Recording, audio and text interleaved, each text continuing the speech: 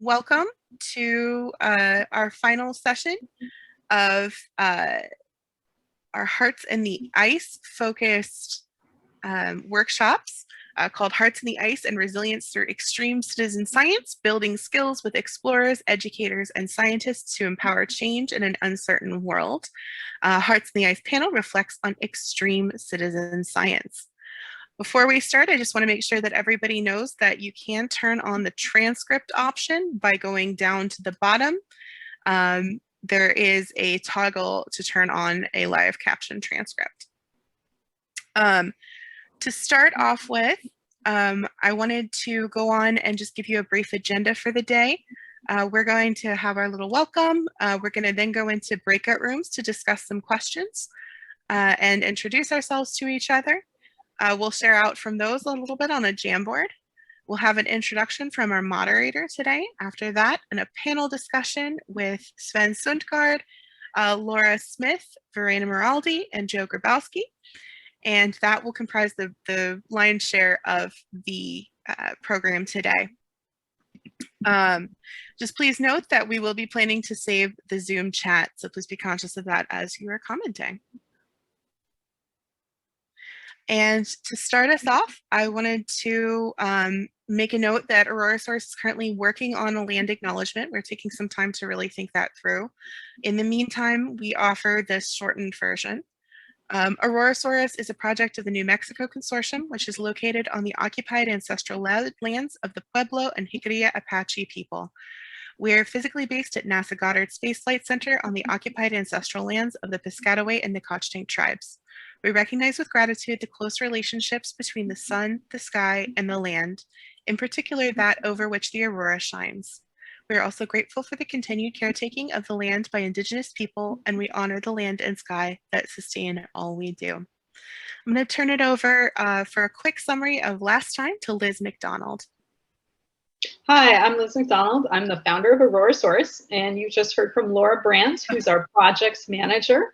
And welcome to anyone that wasn't at our last session. There, we explored the many unique science results from Hearts in the Ice, as well as some common themes that emerged. One of those was the unique value of their long-term measurements from Svalbard, and how they were in this one location, this special location, Bomsabu, for such a long time, and that enabled them to capture specific events that don't occur very predictably, whether it's the bloom of ice algae or a rocket studying the aurora borealis. Hilde and Sunniva were able to capture both of these because they were consistently there, ready, and skilled. So one takeaway for me from this kind of extreme citizen science with expeditioners, which I have not participated in before, is the level of skill and observation that they have inherent to their skill set of being out in the polar environment that is very transferable to citizen science projects. And I think they themselves would also say that's something that was a little bit of a surprise to them, and they've grown in confidence with that as well in taking observations. And they really employed a multitude of different sampling methods to study ecosystem phenomena like phytoplankton. And it's extraordinary that they were able to be trained across all of these areas and different disciplines, from the sea to the sky. And at our last session, it was exciting to talk to the other project leaders and scientists and get a chance to compare some of those results as we start to build for the future. We share an obligation on the science side to analyze and maximize these very valuable data that Hilde and Sunniva have literally spent years collecting. There's quite a bit there that can be put together, and of course, it does take time. And scientists are sort of slow with that, but it is very promising and we are very excited about it.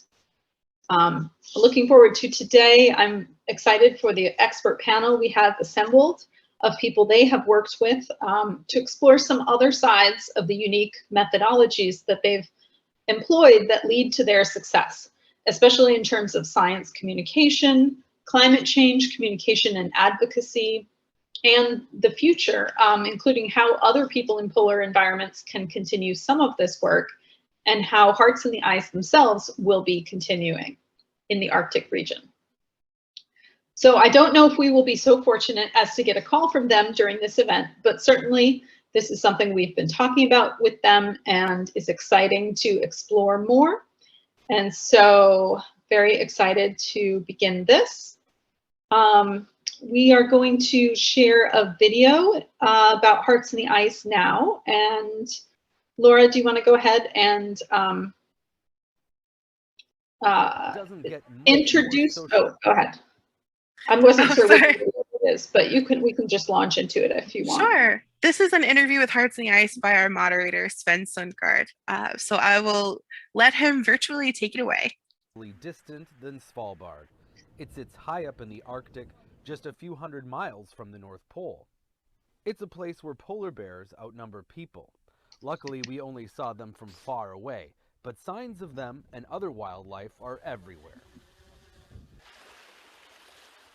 It's out of this place Hearts in the Ice was born. Hearts in the Ice was designed, it is designed to be a global platform for dialogue around climate change and a way to engage citizens from around the world in an inspirational, positive way.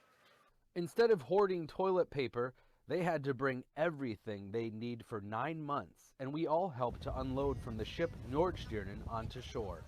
And they'll be living in a tiny old trapper's cabin, Bamsebu. Sunniva, Sorby, and Hilde, Fålun, Strøm are 7 months into their 9-month overwintering expedition in this desolate place. Both have witnessed the rapid changes of climate that is hitting places in the Arctic particularly hard. Higher temperature, more rain coming down, more snow. In 2015, we had a big avalanche inside the settlement in Longyearbyen. And inside it was 17 people, and 2 of them died, a 2-year-old girl and a 43-year-old man. That actually changed my life. It made this climate change so personal. The women have been conducting citizen science research, like mapping glaciers by drone and bringing awareness to the ocean plastic problem, and connecting with classrooms around the world regularly. And it's starting to come back now. They know that the key to saving our planet lies with the future, with the youth. Mother Nature needs her daughters. And her sons. Now more than ever. Now, time waits for no one.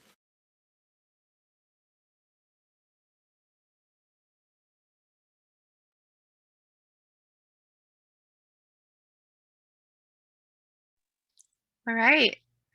So that was a wonderful video introduction to Hearts in the Ice. And while we're not sure that they're going to be able to join us today in person, as they are still at Bamsebu, we will be discussing them extensively today.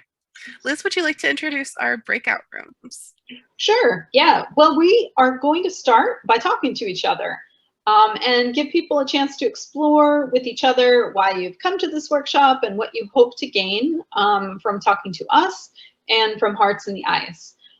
So this also gives us an opportunity to give feedback to each other and meet each other.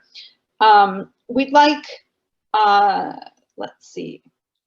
We'd like maybe one key takeaway from your ideas to be shared via the Jamboard, and Laura's going to paste the link in the chat.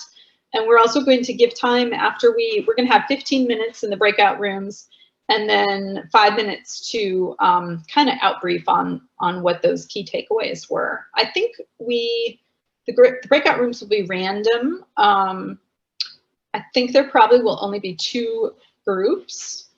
And we'll get into some of the, we also have some reflection questions. And I was just looking to find those in the other document, Laura. They are in the chat. Oh, okay. All right, now I gotta go back to our window. So I'm I gonna ask just you to, oh, go ahead. in case people don't see them. So sharing your name, your project, or institution, and what you wonder the most about Hearts in the Ice, what brought you here, or what you want to learn the most from that. And then some of the reflection questions are, what have you learned so far? What lessons from their expedition can you apply to your citizen science work or to your everyday life? Yeah, so we will go ahead and set that up now.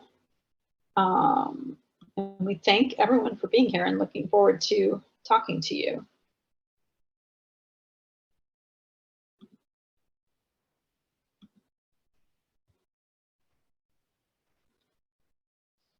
All right.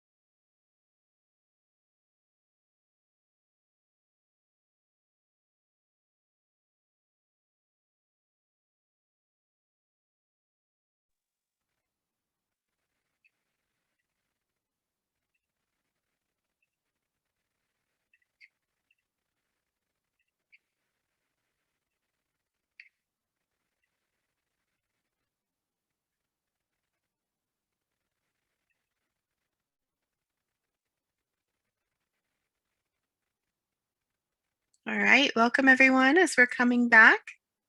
You can take a look at the Jamboard, see what everybody else has up. If you want to respond to someone else, please feel free to post another sticky note under theirs.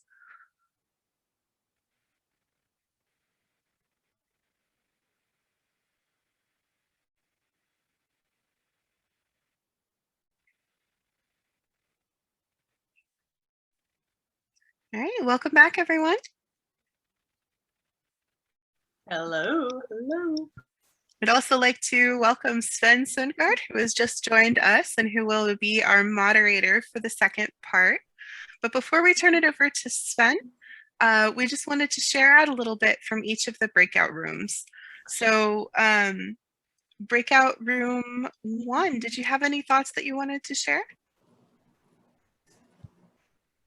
Or a question, perhaps? Oh, I think that was us, my group. Yes. We kind of had, I think we only made 2 or 3 posts on here. We were a little Jamboard, not so, we didn't quite do well at that. But my sort of takeaway and the inspiration for Hearts in the Ice is that, you know, sometimes with citizen science, you can feel like, oh, I'm just taking like one piece of data or one observation, and like, who really cares about what I do? But the reality is like one data plus one data plus one data plus one data as a data set, and then boom, you actually have something. And they sort of are like the extreme example of that, of like, if they weren't there, this data doesn't exist. Or, you know, scientists were getting it once a year as opposed to once a week. So like, without their individual data point taking, boom, none of this exists. And it's like a good story of like how all whatever we're doing in less extreme environments just all adds up and means something. Love it. That's an amazing point. And that just speaks to the power of what we're doing with citizen science. I see a question on here. I'd like to know from Sunniva and Hilde. Is this your question, Sarah? I'd like to know from Sunniva and Hilde what they have learned about how to share what they are doing with people so that their audience is motivated to action, feeling like citizen science is for them. Does anyone who has worked with Hilde and Sunniva have any thoughts about that?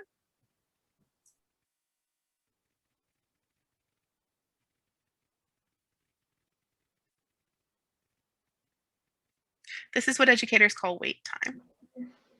We give you a little extra time until somebody talks. I mean, I can't answer that completely, but I do know that I remember Sunniva especially saying that the technology, that having that satellite connection was key for not just, you know, to communicate with all the scientists, but to communicate with the public and like Joe's projects in the classrooms, that otherwise people would forget about you. The way, you know, you're out in the middle of nowhere in the Arctic in the winter. So to be visible in whatever way you could, as choppy as the technology could be, that to be able to be visible and communicating what you were doing even constantly was really key and critical. Yeah. I've certainly noticed that both of them are really accomplished storytellers, and that they have the ability to sum things up in little memorable quotes that just stick in your head all the time. And that's such a skill that they have. I love it. You can tell Sunniva has a background in marketing. So yeah, that makes so much sense. Yeah. Well, both of them actually. Hilde as well. Oh, really? I didn't nice. know that. Yeah, he was product manager for Hurtigruten and Svalbard. So wow.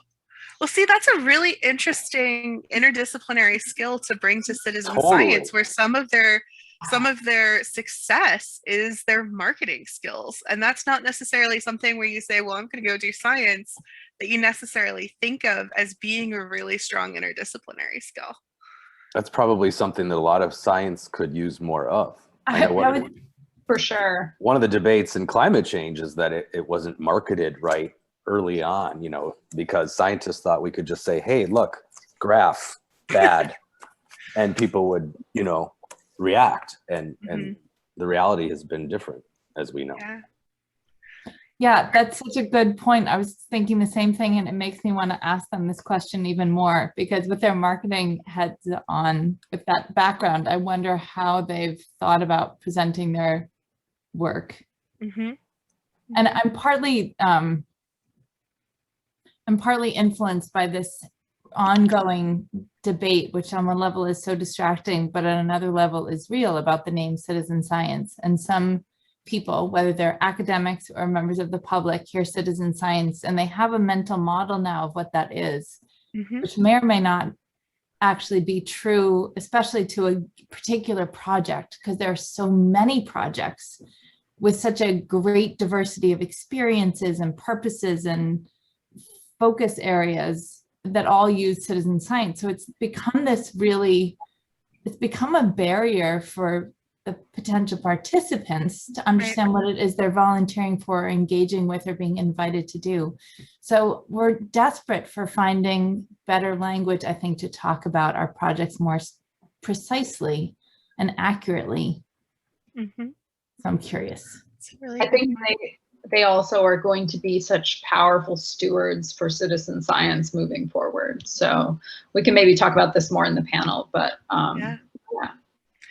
Speaking of group 2, did you have any thoughts to share? I think in our group, the main takeaway was just the you know, what Liz had said, the organic grassroots development of all of this and to contribute to science, but then how that's sparked, you know, we not know yet how all the outreach has sparked future inspiration, but also from the science side, they've opened doors to new science ideas. And, you know, now, you know, people who might have had a project elsewhere in the world have this portal to the Arctic because their eagerness to be involved in doing projects like this. Let's see, from our Jamboard, was there, what else? I think that was the main takeaway. That's fantastic. Thank you. So I think we'll move forward now. And Liz, would you like to introduce Sven? Yes. So yes, our panel is going to be moderated by Sven Zumguard, a noted and extraordinary meteorologist from Minneapolis, Minnesota. And Allison and I met him on the boat to Svalbard as Hilde and Sunniva traveled to Vamsabu for their first overwintering. He is also committed to climate change education and advocacy and communicating the science of meteorology. And he'll be bringing that in along with our panelists, who are experts in their own right and area relative to citizen science, and that also have unique ties to Hearts in the Ice. So I'll let Sven take it from here, and also our panelists you'll get to know our panelists, and we welcome everyone's participation. It's a small group, so feel free to be informal, and we'll get to everyone's questions as well. And we really appreciate the breadth of expertise that everyone is bringing here today. So thank you. Well, yes, thank you, Liz. And yeah, as Liz said, I met her and Allison on the Hurtigruten ship to Svalbard, and we helped unpack all the gear that they had for that first winter. And I think they had to be resupplied for that second long winter. But yeah, I wanted to talk a little bit briefly about Svalbard itself and what makes it so unique. As you mentioned, part of what I'm doing is communicating some of this now. In my role is broadcasting weather. I talk about climate almost in every single weather segment because there's almost always a piece of new information somewhere in the world. And I've been teaching middle schoolers climate science part-time, which has been a fun challenge. And it actually gives me a little hope for the future, honestly, so that while some adults still squabble about what to do, should we do anything, or how much of it to do, the kids are on board. And they get it, and it's something they're gonna have to deal with, and they ask really good questions. And thanks a little bit to Allison, I've gotten them to be excited about phytoplankton and stuff, you know, whereas before they would have been like, huh, why does that matter? We talked about that quite a bit when we've talked about Antarctica and the Arctic.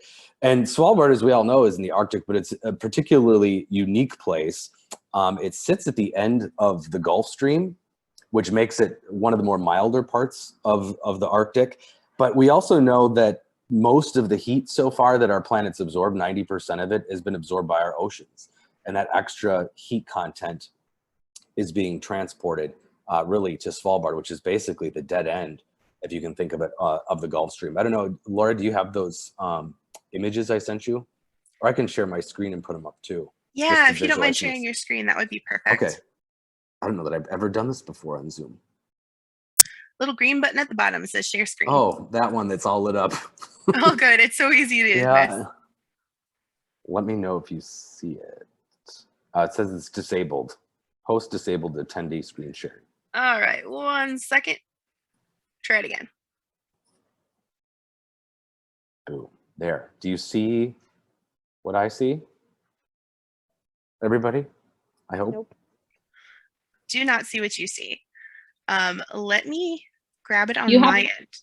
The window, right? And then share that window. You have to confirm. Oh, thank you. Yeah. Thank you. There you go. All right. You got it. You see that? Yep. Okay.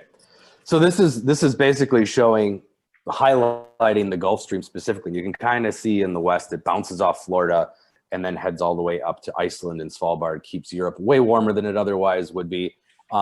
Things that we all know, but just to show visually why that's such a thing. And this is showing global ocean heat content since 1960. And obviously, it's just like our temperature trends on the planet. And again, because the oceans have such a higher specific heat, they're able to hold more, but it's also like a conveyor belt transporting that extra heat to Svalbard. And this is really stands out to me. This is from, I think, the Norwegian Meteorology Institute, and it shows that gray line is the global warming. So we know that we're at that 1+ degrees Celsius. Norway a little bit more, colder climates like Minnesota too, we're a little bit above the average. And then look at Svalbard. It's just sort of off the charts. And again, that's degrees Celsius. And so we know that the Arctic is warming at double the rate on average of the rest of the planet. Svalbard is actually 4 times the rate because of, again, its unique position. And that's leading to some crazy things like increased winter precipitation. So the graph to pay attention to there's in the lower middle, they've seen this huge increase in winter precip. And that's not good because it's still a cold place. It's still the Arctic. It's going to freeze at some point. And so there have been these reindeer die-offs because they literally will brush with their big noses the little bit of snow that falls to get to whatever piece of vegetation they can find underneath. I mean, it's a tough existence normally as a reindeer, but this is only making that worse. And so that increase in those winter precip events is a problem. But, you know, one of the things that I think is interesting is a meteorologist and somebody who studies climate is that, let's see, I'll go back to normal, is that it also offers us a glimpse into what the Arctic can handle and can't handle because it's one of the most volatile places that's changed over time. We know in the medieval warm period, for example, it was pretty warm. We now know that this is warmer than that, but it's gone through crazy stages of glaciers and lack thereof that other parts of the Arctic haven't necessarily. But so I guess that's what I just wanted to say, just how unique Svalbard is from a climate perspective. So do you want me to just jump into these these points for everyone here? And we're at the panel discussion. Or do we need to introduce ourselves? I think what we'll do is have folks introduce themselves first. Oh, okay. Okay. So I have first, Verena, would you like to introduce yourself and Hurtigruten? Yeah, thank you. So yes, I am Verena Meraldi, Chief Scientist for Hurtigruten Expeditions. It's a brand new name. We used to be Hurtigruten and now we are Hurtigruten Expeditions. Our company has just separated to the traditional Norwegian Coast Service and Hurtigruten Expeditions as a separate entity. So exciting times ahead. But in more or less 3 years ago, we started doing citizen science projects on board, and that is when I stepped up as chief scientist. I'm sorry, my head is a little bit somewhere else. I just had my second jab, and I'm feeling a bit woo. So sorry. Congratulations on that, and we completely understand. Thank you. So. Yeah, we of course, like Laura said earlier, we didn't have much knowledge about how to get started on this. So we looked towards them, and they helped us choose a set of citizen science projects that would fit our ships, the size of our ships, the amount of passengers that we had on board, and the feasibility. of the project. So we started with 3. We are now supporting 9 projects. Many of them are really area specific, like Alison's, for example. We cannot do that one in the Caribbean, although it would be cool to start doing something there with the phytoplankton. But yeah, it has grown incredibly. People have a lot of interest in participating. We have also managed to kind of put together several projects at the same time, and we run what we call the science boats, where we invite our guests to come with us and do the sampling and the oceanographic data collection with the CTD and the SekiDisk and so on and so forth. So we also have microscopes in our science center on board, so we can go a little bit further into the analysis of what we are collecting with our guests. And of course, all the data is then sent back to the scientists for their studies. That's phenomenal. Thank you so much, Verena. All right. Next panelist is Laura Smith. Hello, Laura, everyone. Yep. Sorry, there's 2 Lauras, and I hope I'm always finding the right point. I'm Laura Smith, calling in from Ushuaia, Argentina. So I guess fairly close to the polar regions, and it's snowing outside right now, so I can pretend. I'm here representing the Polar Citizen Science Collective. So what we do is pretty much that little pretty triangle thing in the middle, if you can see it. We're sort of the middle man, the middle woman between the scientists, guides, operators, and the general public.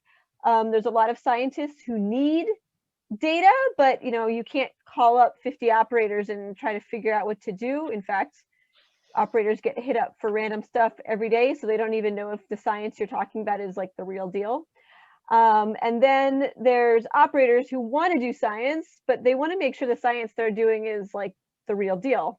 So we act in the middle, we vet the projects, make sure it's real science, and we also work with the scientists because they don't necessarily know how the tour operators work, or even the conditions in the polar regions might be more extreme than they realize. So we make sure that the data collection plan is actually functional. And then we work with the tour operators to make sure they know how to collect the data. Usually we train the guides who work with the passengers, and then also provide some educational material so that all the science has a context. And then the goal is to be a win-win, that we, just like Hearts in the Ice, are collecting data in kind of, I don't say data deserts, because there is data being collected in the north, but in places that are very much undersampled, that we can use our time span of tour operators being there from late October, November through end of March to get as much good data as possible about the regions that we care about, with the ultimate goal of creating data sets that we learn from and can be used to protect these polar regions through various means. So I'm excited to talk about our experiences in the polar regions and how they're similar or similarly challenging to the Hearts in the Ice program as well. Wonderful. Thank you, Laura. And last but not least, Joe. All right. Well, yeah, my name is Joe Grabowski. I'm a science educator, an explorer with the National Geographic Society, and I run an organization called Exploring by the Seat of Your Pants. So we connect classrooms with scientists, explorers, adventurers, and conservationists for virtual guest speakers, virtual field trips. We've been doing this since 2015, hosted well over 3,000 live events, well over 500,000 students joining us, and we've worked with scientists and explorers from probably close to 90 countries now. So yeah, I connected with Hilde and Sunniva right as they were kind of pulling things together for the first journey to Svalbard, and Sunniva called and asked, can we do it? Can we do events from Svalbard and connect with classrooms? So I said, absolutely, let's figure it out. And the last 2 years, we've been just pumping out events from that little cabin and bringing experts in from all around the world to join us. So it's been a wild ride. It's amazing. Thank you so much. All right, Sven, we'll turn it back over to you. You're muted, Sven. I just want to make sure we're on that I'm at the right spot. So we're just talking about some of the about some of the ways the projects help communicate climate change? Is that where we're at? Certainly. Okay. So I just want to go kind of in order and ask you guys, what are some of the ways that this project, specifically Hearts and Ice, helps to communicate something like climate change and bring home what the Arctic or the Antarctic, as the case may be, means to the people you're dealing with? We'll go with Vrina. Yeah. Which shot did you get, by the way? That's what everybody always wants to know. Moderna. Oh, I got that one too. You did? Yeah, no reaction though. Well, lucky you. I was told the second one was even worse than the first one, and I can confirm that, well, at least for me. But anyway, coming back to Hearts in the Ice. What is amazing about them is how they manage to communicate, like it has already been said, to be on the spot throughout the winter time, so far away from everything, and create awareness amongst the most important people that need to be aware of this situation. Like you said, our future generations, the ones that will be in charge of making things change. So that is what I most admire about them, their ability to make everything possible to communicate what they were doing there and collecting so much important data. Yeah, absolutely. And kind of putting a face on a place that most people will probably never see. Laura, I'm curious about the same question, how this helps communicate climate change to the opposite side of the world, where there's so many similarities, but also a lot of differences too. Yeah, well, the Polar Collective, we work in both poles. I'll admit, I personally, as a guide, only work in Antarctica, so sometimes my answers are a bit Antarctic-centric, but as a group, we do have projects in both poles. But I will say, one thing is that with citizen science and communicating climate change, obviously in both in the Arctic and Antarctic, it's more extreme. So you see things, guides can say, oh, the last time I was here, 5 years ago, this glacier was here, and now you see the rock. But at the same time, it gives people, whether it's Hearts in the Ice or whether it's your expedition tour passenger, like they're doing science. So it's real, right? They see it, they're in the field. So it's not just the graphs, what we were talking about. It's not just, oh, there's a graph that goes horizontally or, there's some up component, but they can say, no, I took phytoplankton samples, or no, I took photos of snow algae. And what we learned about this is this wouldn't have been here in this place 5 years ago, and what this might mean. So it's like, and for me, it's all about the storytelling. Again, Hearts in the Ice for the extreme. They get to storytell through Joe's millions of school kids. But, the cruise passengers go home and they tell their friends, they tell their grandchildren, and they also tell that story. So they also may reach 1 million people, but because there's, a few thousand passengers talking to all their friends and family, the message gets out there as well, and let me show you my cool photos of what I saw. So I think it's all about getting non-scientists to be able to communicate in their own way, outside of that scientific format, which sometimes can be off-putting. Mm-hmm. Yeah, I think that the tourism element that you and Verena both can speak to is really key, because whether people, they hear from the scientists, but to get those personal experiences and stories, because they'll say, oh, our guide said that see this picture, this was completely different then. And I think that's just really important, and they can branch out and tell people. It's the whole telephone game, but in a good way, is really critical. And Joe, you're the one talking to all these, what was it? Was it 100,000 kids? Yeah. We're still kind of looking at the numbers, but well over 100,000 students took part in the events that we did from Bumsaboo. So just great to be able to bring that many students to the Arctic and connect them with all those experts as well. So how do you think that this helps really communicate climate change to the students? Yeah, I think in a few ways. I think we've touched on this already, but it's the seeing instead of just reading about or hearing about it. Because you can see all kinds of things in textbooks. Teachers at the front of the classroom who've never been to the Arctic can talk about climate change, but it isn't as meaningful when it's when it's not from a scientist who hasn't been there for 30 years and has seen those changes in real time, or when it comes from, you know, someone like Hilde or Sunniva, who in two very, you know, different seasons saw two very different sides. They saw kind of a more normal ice when it was expected, cold, and then this year that more rainy, the sea ice came in late, and you know, so they saw that in real time. We're able to convey that to the students, that this isn't like in the future, this is like right now, change has to happen.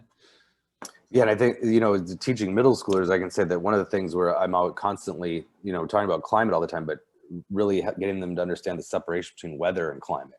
And that's like the fact that they're there 2 seasons by accident, but hey, whatever, really can help demonstrate that. And yeah, and just visualize it. Plus I know for like the students, it's that adventure aspect of it too, that I think really draws them in. They're not just talking from the University of Tromsø in Norway. They're, you know, out in a cabin that polar bears are scratching on the windows at night. Like how much cooler does that get? Yeah, absolutely. One of the other things we want to talk about is how Hearts in the Ice demonstrates the importance of partnerships. I know we talked about this in one of our planning meetings back in April for this. And again, Verena, I mean, all of you can speak to this. How important is it to have all these different partnerships to make this happen? Yeah, well, they absolutely needed support from many aspects, not only to get the good clothing to survive the temperatures they were facing, but also, I mean, I come again to the communication. If they did not have good partners that would support them in getting the satellite phones and assuring that the communication was there, it would have been just another expedition that maybe we would never have heard about. So it is crucial to get the good connections and the good support. Yeah. Yeah.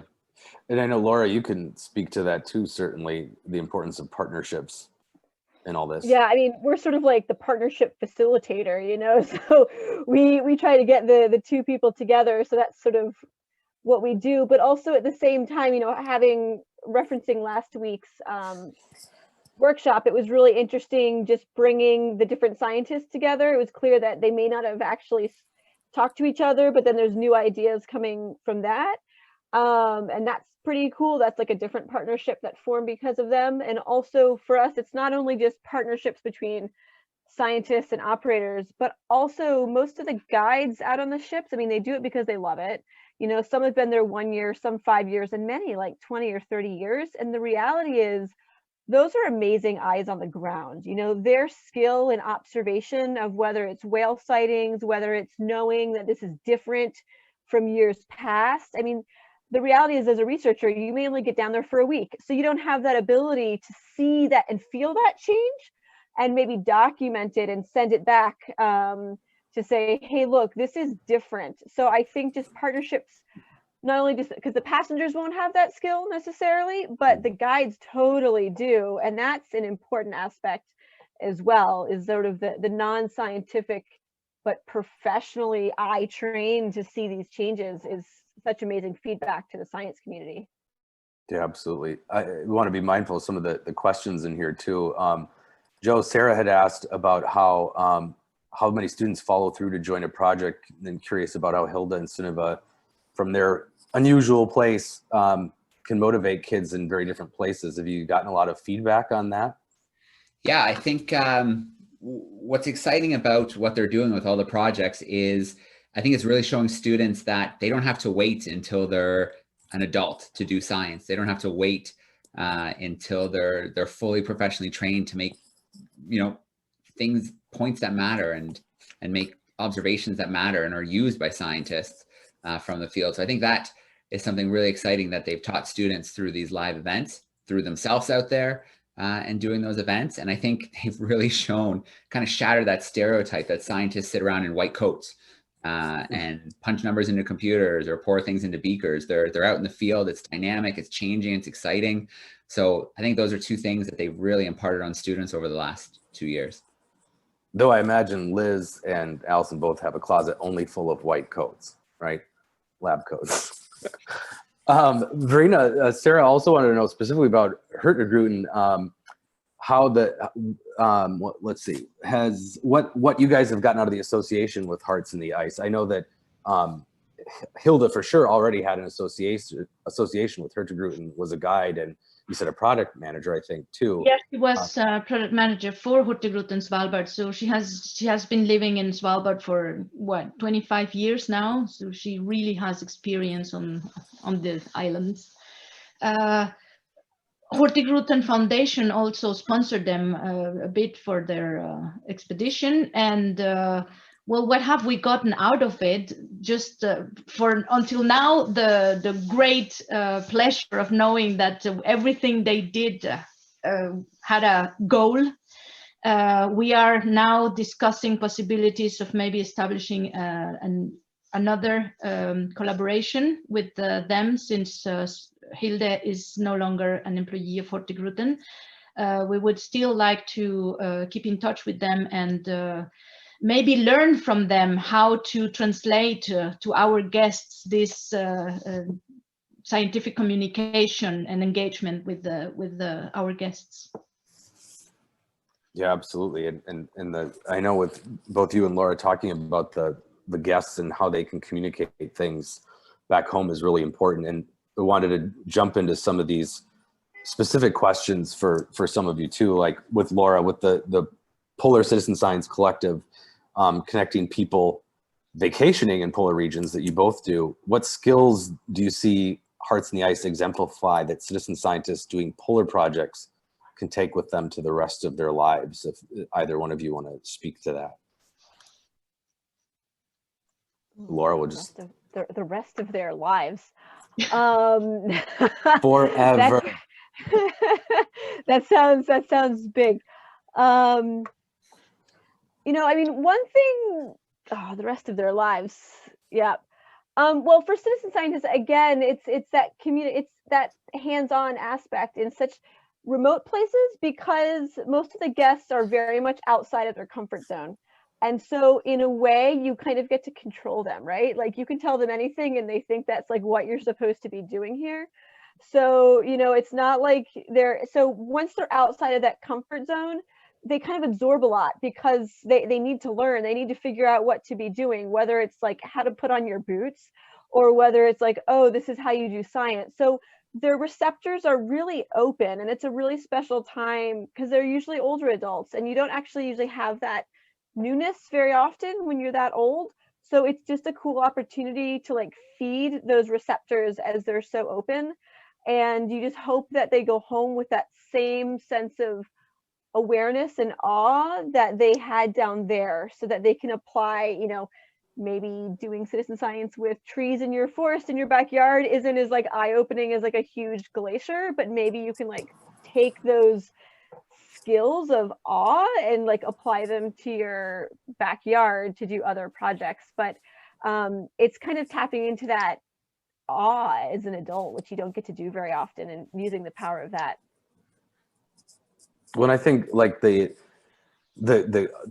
tapping into the curiosity, and then also taking out of, I think, you know, when we're talking about climate specifically, but it can be other things, sort of the hopelessness, or like there's nothing I can do, and seeing that there are things that they can do. And I always keep going to the example here in Minnesota where we live about the leaps and bounds we've made towards bringing back monarch butterfly habitat, and that's been a big citizen science thing. And so by showing them that on these trips, I think is really critical. How about Joe, connecting with Vamsabu in this new science and technology format, especially with regard to climate change? What's the importance of the way Hilde and Sunniva have modeled science communication coming from citizen scientists? What are some ways it can be expanded maybe to projects and other subject matters? I mean, you're kind of on this whole new world of technology there that I would imagine became even more important in the last year, possibly.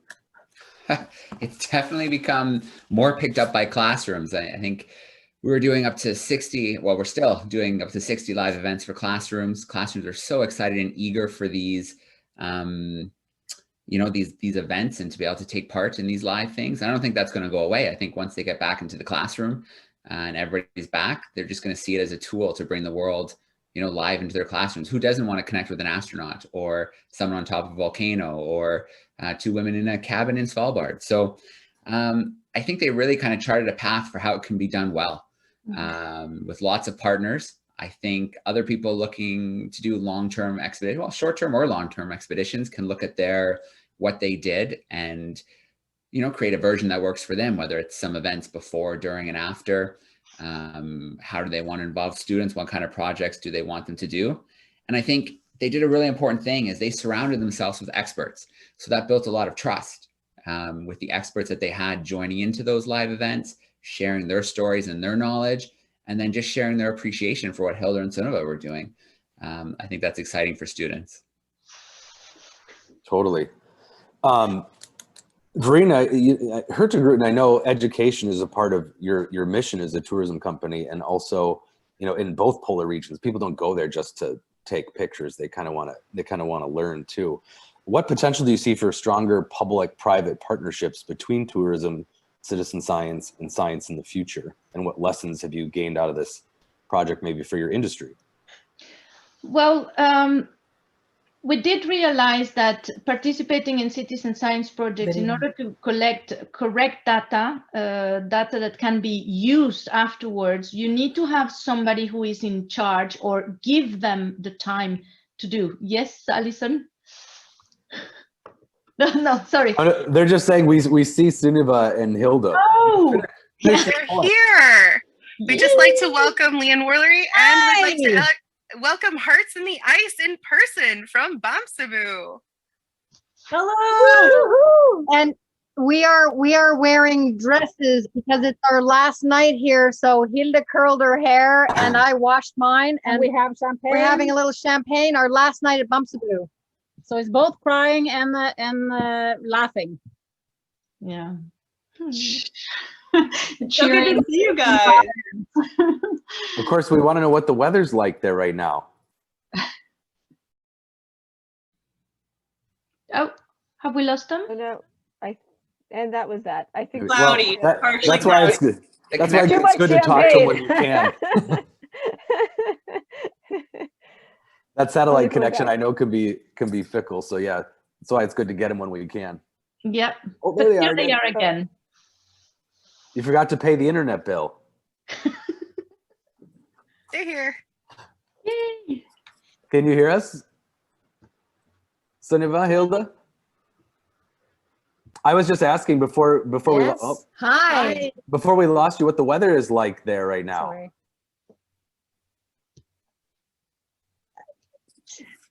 It's winter still. We had snowdrift this morning. It's -1, and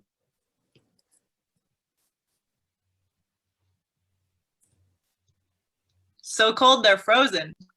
Yeah. -1. We call that spring in Minneapolis for sure. For 30 degrees. Pick us up tomorrow.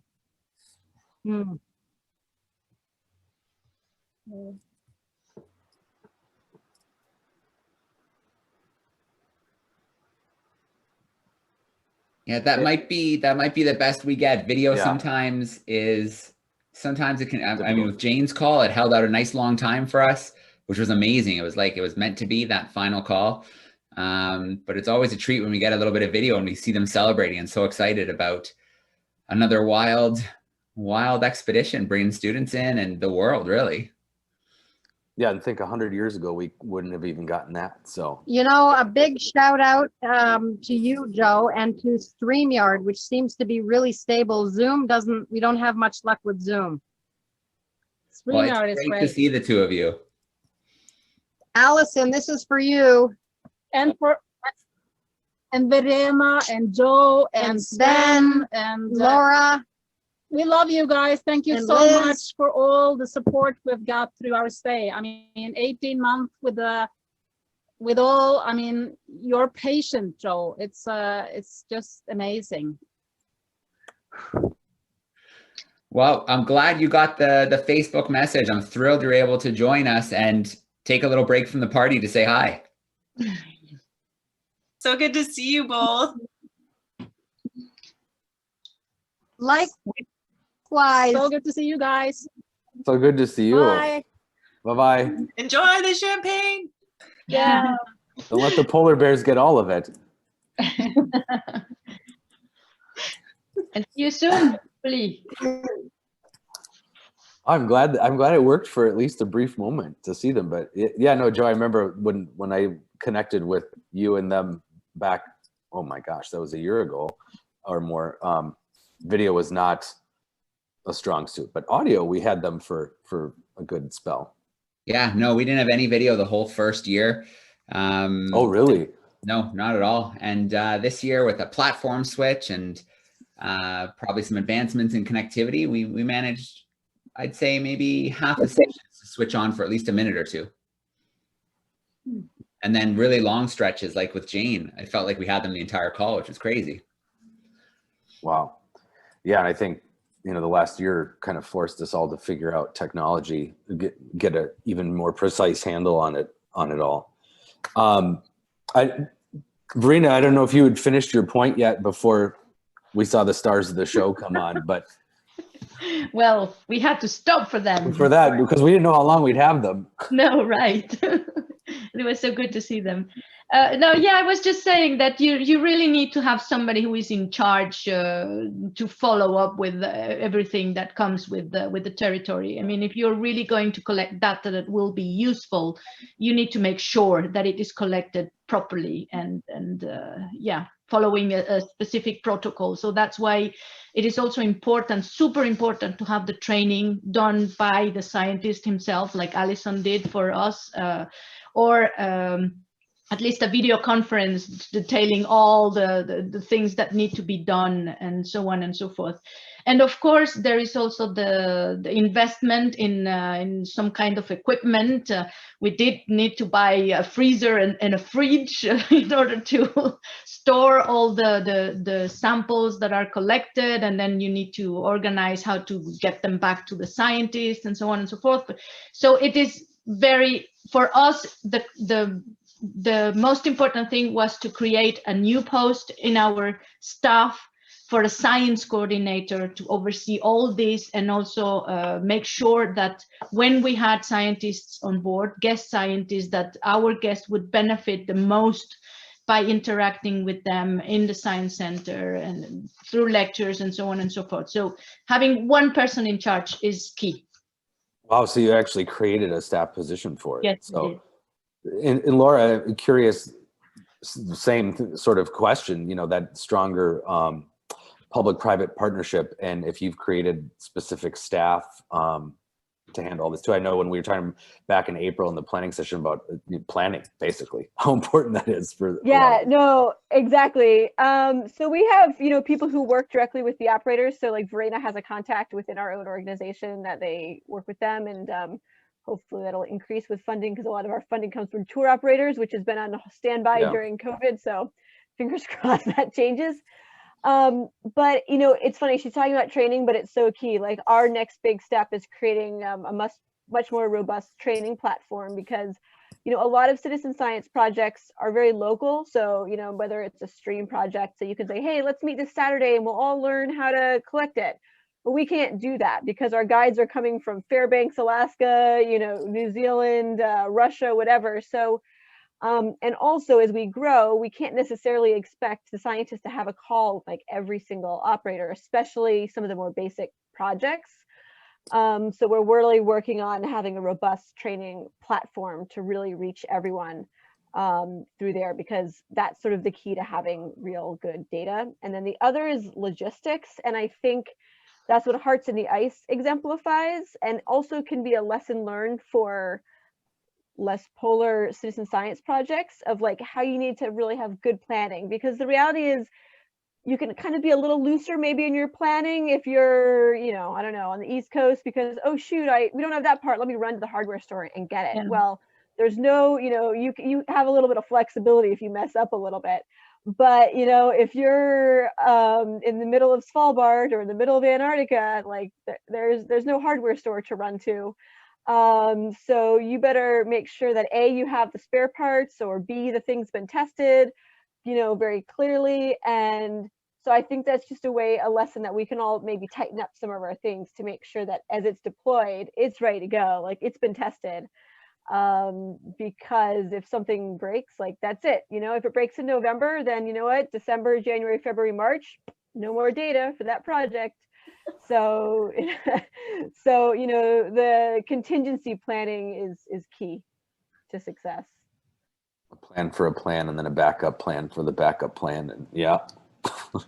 It's just crazy, mind-blowing. It just makes it all the more mind-blowing to think of all the planning that they had to go into. It wasn't just like, hey, you want to go to Svalbard next month and stay there for an entire winter? It doesn't quite work that way. Joe, I was curious about the specifically connecting students with not just scientists, but also citizen scientists too, and what added to the meaningful experience for students by showing those two connections. Yeah, absolutely. I think, again, I think it just comes back to students want to do something now about climate change. Students want to do something now about biodiversity loss and changes that they're seeing in the world. And I think in the past, students used to think that their voice couldn't be heard. They used to think that, well, I have to be an adult for people to listen to me and take me seriously.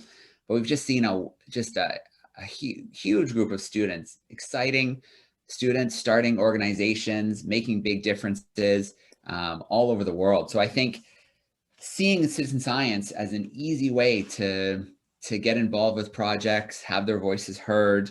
You know, I've been hosting these events for a while now, I guess since 2015. And every scientist, every explorer, every adventurer, every conservationist we've ever hosted, they all kind of share this similar story.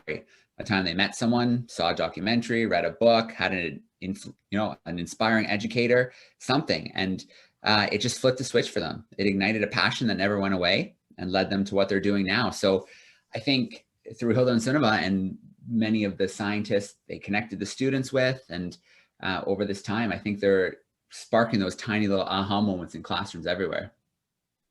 Totally.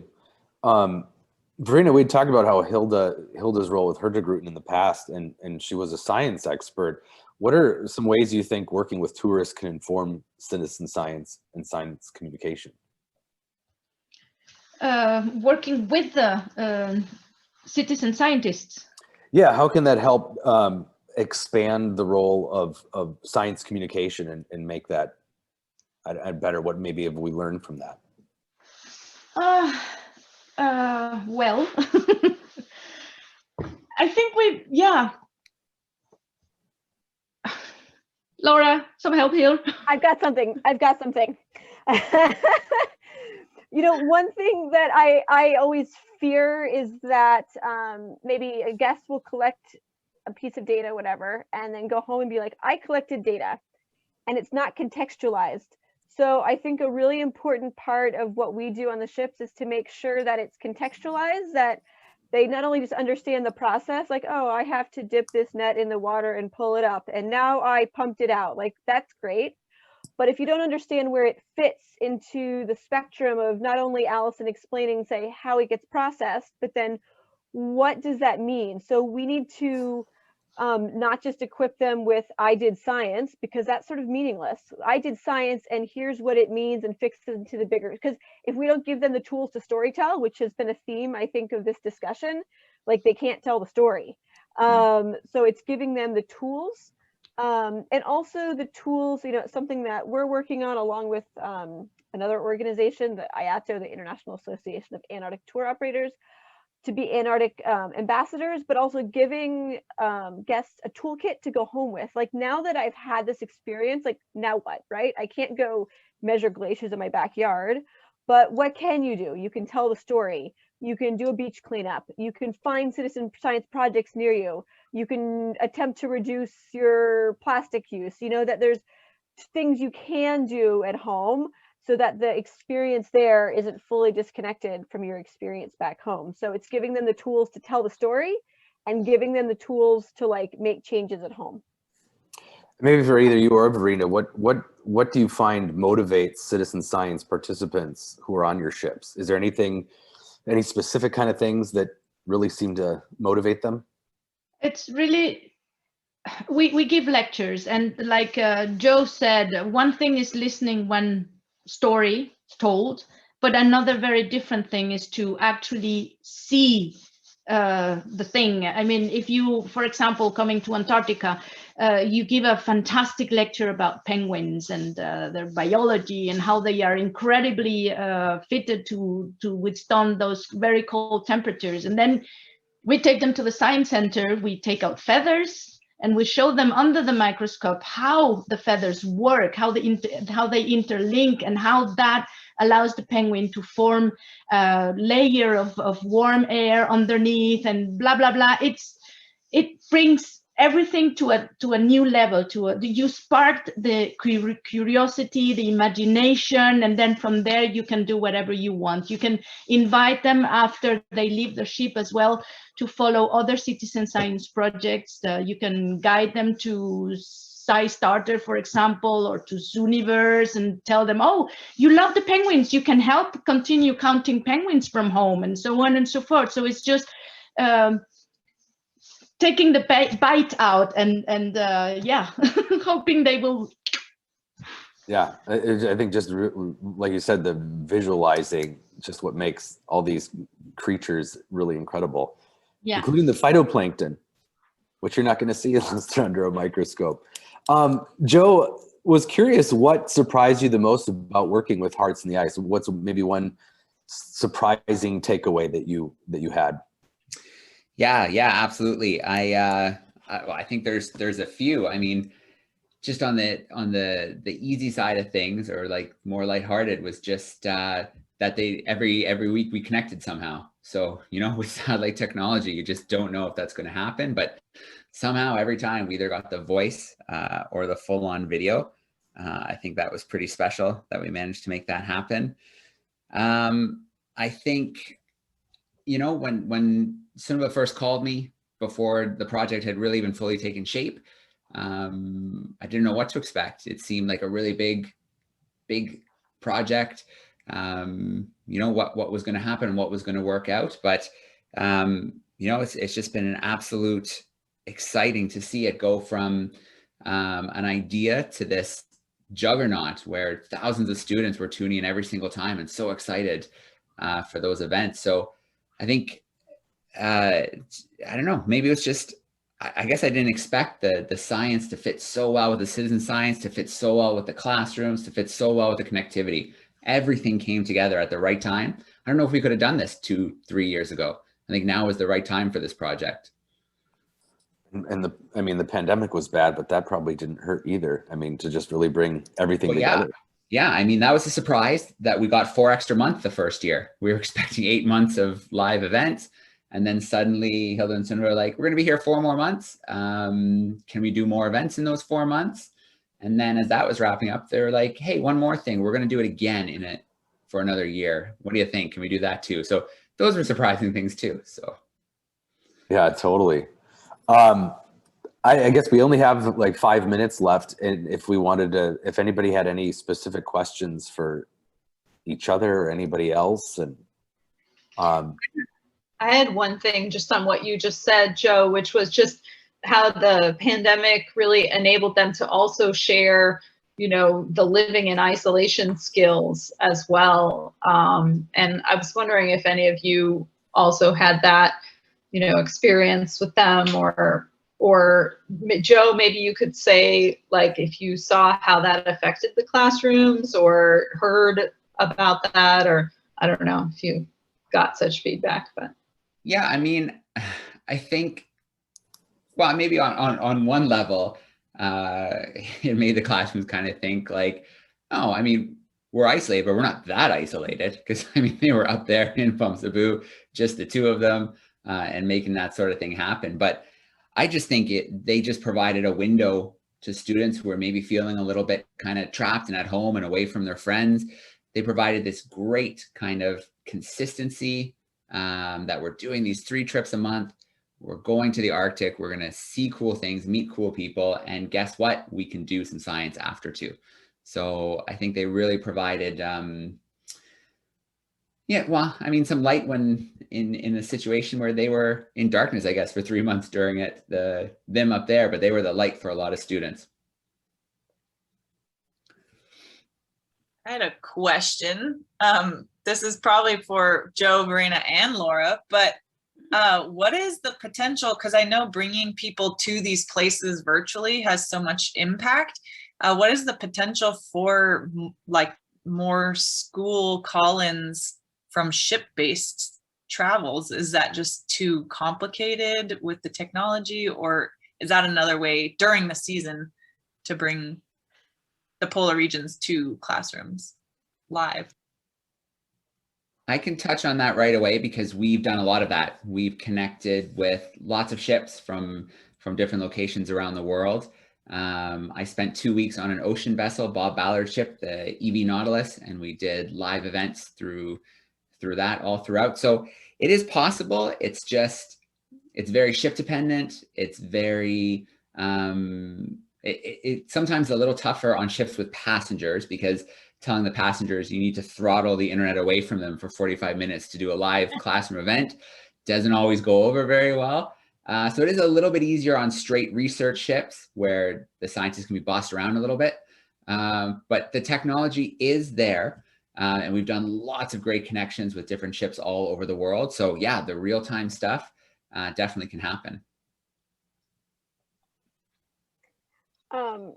I'd say for us, I mean, it's an interesting idea, but I don't want to say like falls outside of our scope. You know, like we sort of have a specialty within like connecting scientists and working with those passengers. And then there's Joe who does, you know, this is Joe's thing, right? Like Joe, your expertise is in connecting with students. You know, you sort of do scientists with students. We sort of do scientists with cruise passengers. And, you know, it's hard because it's not like on board necessarily there's the scientists. We're just doing the citizen science. So it may not be quite as impactful, except that it's some pretty pictures. So for us, I think it's also like where to focus your skill set and your knowledge base, and not try to do everything all the time. So Joe, if I need to do that, I'm going to call you and use your expertise for that. And remember to use StreamYard. StreamYard's a great platform for low connectivity, absolutely. Yeah, I'm curious about that specifically. How does it work better than some other things? You said specifically with low connectivity. Yeah, StreamYard's a great hybrid of a TV broadcast studio and you know, a typical video call. And what they do that others don't is the load, or you know, there's a lot of uploading and downloading on both sides, but they have a lot of that go through central servers instead of the people's individual computers or devices. And what that does is take the strain off of the individuals and allow them to connect into a call where normally they might not have enough bandwidth to get, you know, a clear signal or clear voice. So I think that was a big reason why we were able to get Hilde and Sunniva on video so many times, when last year and on other platforms, it just wasn't, it was too big of a lift. I think that is a big, important lesson, because it's certainly for you, if you're going to be connecting more with other scientists or citizen scientists around the world, you know, it tends to be many times, I'd imagine, in some pretty remote places, and just even not with classrooms, but connecting scientists and citizen science projects with the public generally. Yeah, we have a fleet of textbook-sized satellite units. They're called BGAN units, and we send them all over the world. And with those, the scientist points it at a satellite, connects to it with their phone, and we've broadcast from tops of volcanoes, from the Antarctic Peninsula, coral atolls, jungles in the rain in Congo, all over the world. So Hilde and Sunniva, on their test project, they took one with them to Svalbard, but the curvature of the Earth is just too great right at that point. And since the 3 satellites are over the equator, we couldn't pull it off. So. Oh, cool.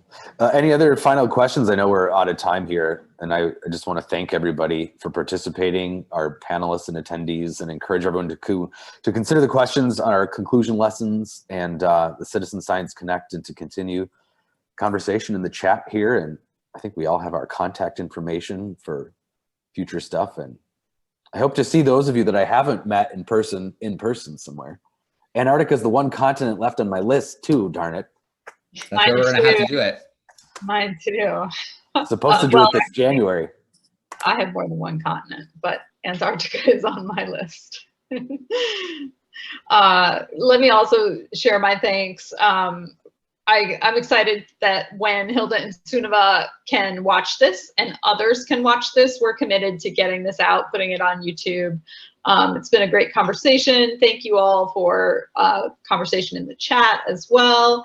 And the Jamboard, you know, good way to kind of coalesce some of these thoughts. And we're definitely interested in future discussions and collaborations. And maybe while they are away from the Arctic in the summer, we can have some follow-on talks as well. It'd be great to hear more from them. Yeah. Thank you so much. I want to add all of my thanks for everybody for being here today with us. We're just so grateful for all of our panelists and for Sven for moderating. Thank you so much. And all of our attendees here today. We're very excited that during their last broadcast with Exploring by the Seat of Your Pants, Hilde and Sunniva let us know that their next plans are to go to the Canadian Arctic. So we are excited to follow the continuing adventures of Hearts on the Ice and to find out more about how all of us can do citizen science. Allison, do you have anything before we let everybody go? I just wanted to say thank you to Sven and Laura for moderating and for Liz putting this together, and Laura, Verena, Joe for showing up, and of course the attendees. It's been awesome these past 2 sessions to see you guys and hear from you. So thank you for your time. Thank you all so much, and we will hope to see you again at other citizen science events. Have a wonderful, wonderful day. Thanks. Thank you. Everyone. Bye. Bye. Bye.